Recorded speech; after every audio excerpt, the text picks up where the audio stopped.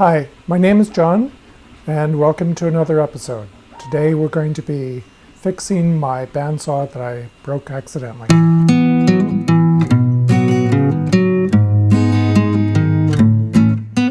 It's been a while since I've published a video because I've been really busy at work. We had a deadline last Friday that took extra work to achieve, but we got there. So I'm taking the week off, and now I can get some videos done and some other projects. And also, after this, it shouldn't be quite as bad. This week, I'm going to do an episode on fixing my bandsaw. I have a Harbor Freight bandsaw, and I left the pin in, as you'll see, and broke one of the pieces. Let's go over and take a look at the bandsaw. So this is what happens when you leave the pin in and then try to close the top. I did that and then snapped this piece right here, which is made out of cast iron. So let's go ahead and take that off. It comes off really easily. Just a couple of bolts here. And you can see there's that piece right there, which is broken off very cleanly. And then this piece right here has a set screw in the bottom. And then just comes off. So after finding this out, I looked into some possibilities. There's a local group called the Seattle Metalheads. So I sent them an email, and of course the first reply, not very surprisingly, was, "Why do you want to even repair such a piece of junk?" That's a good point. And they suggested I get a much better bandsaw. And yeah, that would be nice to have. But the reality is I don't use this bandsaw very much.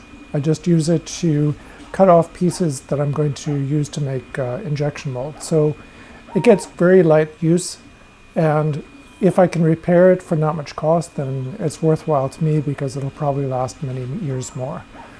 So after some more back and forth, one person suggested that I contact either Harbor Freight or Grizzly to see if I could get a replacement part.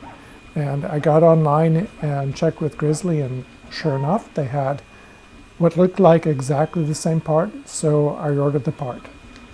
Here are the two parts side by side. You can see that the Grizzly part looks identical to the Harbor Freight part that I broke. So let's go ahead and see if it fits, and if it does, then for a total of, I think this was $12, something like that, plus shipping, so a total of about $25 shipped. That's a lot cheaper than buying a brand new bandsaw, or even a used one. Okay, let's see how this fits. Okay, well, the first problem is that this doesn't seem to fit on, and looking inside, I can see that there's paint on the inside. So I'm going to go and see if I can find a round file and clean off the paint inside. Turns out I don't have any round files, but I do have this riffler, which is round. So I'm going to go ahead and use this and see if I can get the paint off. As you can see, I got the most of the paint off the inside. And then now that I got the paint off, oops, that's on backwards. You can see it slides on really nicely. So now I just need to hook up the various bits and pieces. And the bandsaw has shifted a little bit, so it's going to take a little bit of work to manhandle it back into position, I think. But we'll give it a try and see how it does.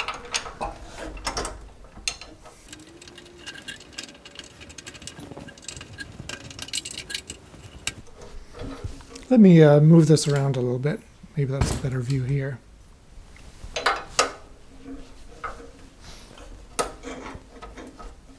Okay, so I'm pulling up on the top in order to try to position this better.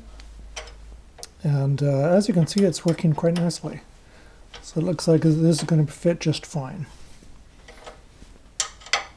I'm applying pressure on the top to take the weight off the bottom here.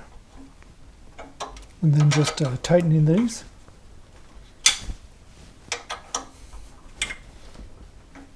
Okay, now I have to go get the set screw from the other piece, and I'll put that in. You can see there's a set screw in this piece, so I'll just take that out.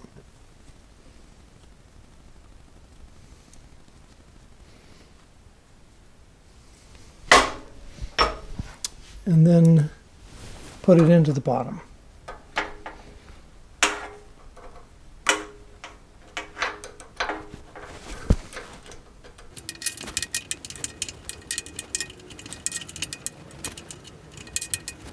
Okay, give that a tug, and then I'll give these a final tug.